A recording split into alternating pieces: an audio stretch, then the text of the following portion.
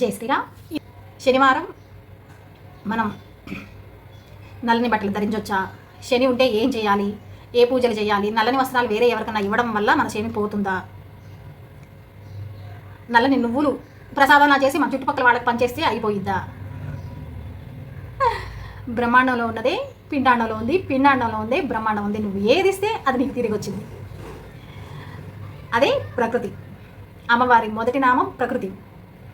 పెద్దలు అంటారు కదా ఊరికి, నువ్వు ఏది ఇస్తే అది నీకు తిరిగి వచ్చింది, జాగ్రత్తగా ఉండండి, మంచి మాత్రమే ఇవ్వండి అని. పిచ్చి మాటలు చెప్తానే ఉంటారు, అట్లనే చెప్తారు. కాదు, నువ్వు అవతల వాళ్ళకి తెలియకోకుండా నీలో ఉన్న నెగిటివ్ ఎనర్జీని నువ్వు తగ్గించుకోవాలి. అది ఎట్లా కొట్టా నేను వదిలిపోవాలి, ఎట్లా కొట్టా వేరే వాళ్ళ బలి చేయాలి. అప్పుడు అది నీ బలి కోరుకునేది.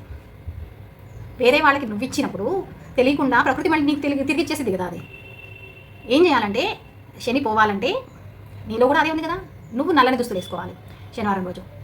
ఇంకొకటి, నల్ల నువ్వులు నువ్వు తినాలి. నల్ల నువ్వులతో చేసిన నూనెని నువ్వు ఒంటికి రాసుకోవాలి. నీలో ఉన్నదే కదా ఎనర్జీ. ఎక్కువ నడవాలి. ఎంత కష్టంలో అయినా భగవంతుడిని వదిలిపెట్టకూడదు. భగవంతుడు శక్తి అంటే ప్రకృతిలో ఉన్న పాజిటివ్ ఎనర్జీ. ఈ సృష్టిలో మొత్తం పాజిటివ్ ఎనర్జీ, నెగిటివ్ ఎనర్జీ, బ్రహ్మాండంలో ఉన్న పిండాండంలో ఉన్న. ఇప్పుడు నెగిటివ్ ఎనర్జీ ఉంది, దాన్ని మళ్ళీ నెగిటివ్గా చూస్తూ దానికోసం నెగిటివ్ పనులు చేస్తూ దానికోసం ఎవరినో బలివ్వాలని కోరుకోకూడదు కదా. పాజిటివ్ ఎనర్జీని పెంచుకోవాలి.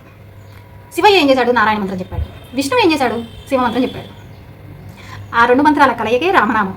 ముక్తికి మార్గం అంటే ఈ రెండిట్లో భేదం లేదు అని తీసుకునే నామమే రామనామం.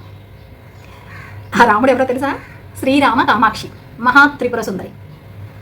ఆవిడేం చేసిందంటే త్రిపురాలు, సృష్టి, స్థితి, లయ, ఈ మూడు పురాల మధ్య మనుషుల్ని జీవుల్ని కట్టేసి ఆట ఆడుతూ ఉంటుంది. ఆవిడ ఎవరికి అర్థం కాదు. ఈ త్రిపుర సుందరి గురించి ఒక్కసారి మనకు అర్థమైందంటే మాయ తొలగిపోయిందని. ఆవిడే మహామాయ. అలా మనము ఈ మాయలో పడి దీనికి ఏం పూజలు చేయాలి, దీనికి ఏ శాంతులు చేయాలి, దీన్ని ఎలా చేయాలి లేదు. పాజిటివ్ ఎనర్జీని మనం వీలైనంత ఎక్కువ గ్రహించాలి. పాజిటివ్ ఎనర్జీ అంటే ఏంటి?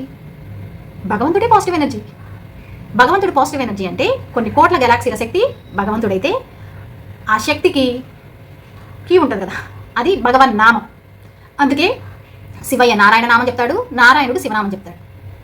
ఆ ఇద్దరు కలిసిన శక్తే రామనామం.